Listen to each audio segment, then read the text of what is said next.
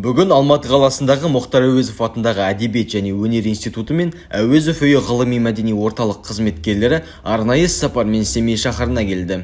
Бұл сапар аясында Абайдың Жидебай бөрілі мемлекеттік музей қорығында Мұхтар Әуезов және ұлт руханиятының ордасы тақырыбында дөңгелек үстел өтті.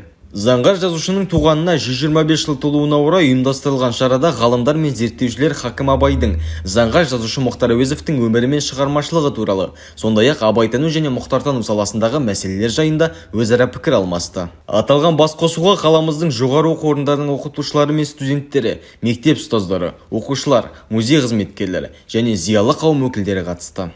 Сондай-ақ Жидебай бөрілі музейінде Абай менің өмірлік тақырыбым көрмесінің ашылуы өтті.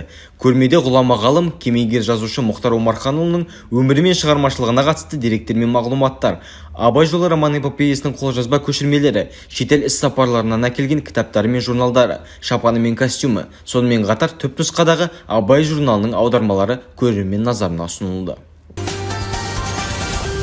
Бүгін Абай атындағы облыстық әмбебап кітапханасында Семей қаласындағы татар өнері мектебінің 30 жылдығы аясында ұйымдастырылған Қазақстан татарларының ұлттық игілігі, өткені, бүгіні және болашағы атты халықаралық ғылыми тәжірибелік конференция өтті.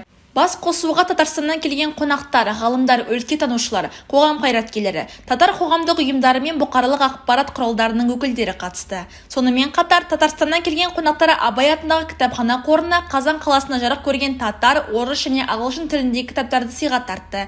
Нәтижесінде кітапхана қоры Фаузия Байрамованың Сібір өркениеті және Шыңғыс Айтматовтың татар анасы, татар ғалымдарының туған саяхат ұжымдық еңбектерімен толықты. Кітапхана үшін татар тіліндегі туған жер журналының 2 саны мен татарлар газетінің бірнеше саны ерекше құнды болды. Көкпекті ауданының әкімі Ділдәбек Оразбаев іс-сапармен Тассай ауылына барды. Ең алдымен осы аумақтағы Бөдес ата бейітіне зиярат етті. Кейін жергілікті тұрғындармен кездесу өткізді. Бөдес ата мазары ауыл халқының қастерлі орны. Осыған байланысты аталған мазар маңайын абаттандыру бойынша жұмыстар жүргізілмек. Бұрын көршілес Тарбағатай ауданында қызмет еткенде Бөдес ата туралы көп естіген едім. Алдағы уақытта бұл бастаманы қолға алып жұмыс жүргізетін боламыз, деді аудан басшысы. Бөдес ата әулие емші Ырғызбай Досхан ауылының шәкірті ретінде жергілікті тұрғындарды емдеген. Бөдес ата туралы деректер Қалихан Алтынбаевтың шығармаларында да кездеседі. Қазір бұл мазар аудан тұрғындары құрмет тұтатын орынға айналған. Бүгінде жылыту маусымына дайындық мәселесінің өзектілігі артуда. Аймақта абаттандыруда өз маңызын жоғалтқан жоқ. Осы орайда Бородулиха ауданының әкімі Ахметқали Нұрғожин Жескент кентінде болып тұрғындармен кездесті.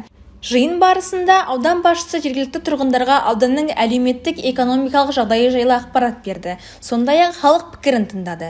Аудан әкімінің айтуынша, қазіргі таңда ең маңызды мәселелердің бірі кентті абаттандыру. Абай облысы құрылғаннан бері аталған мәселе өз маңыздылығы бойынша алғашқы орында тұр. Бұл ретте Ахметқали Нұрғожин жергілікті тұрғындардың да атылған іске ат салысын сұрады. Кездесу барысында Жескент кентінің әкімі соңғы 90-дағы атқарылған жұмыстар бойынша есеп беріп, алдағы уақыттағы жоспарлармен бөлісті.